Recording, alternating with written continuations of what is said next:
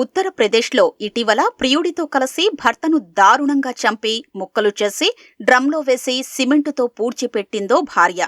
పెళ్లైన 2 వారాలకే 2 లక్షల రూపాయల సుపారీ ఇచ్చి ప్రియుడితో కలిసి భర్తను అంతమొందించింది మరో ఇల్లాలు.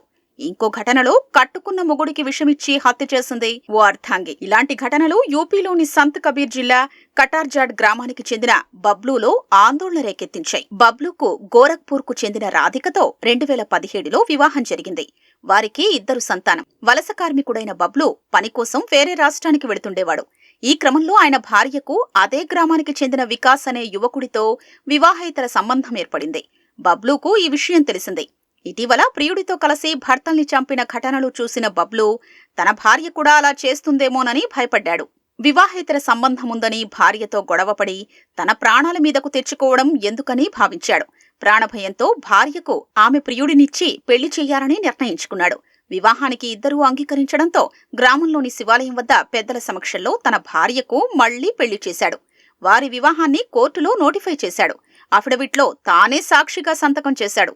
2 పిల్లల బాధ్యతను కూడా తానే స్వయంగా తీసుకున్నాడు.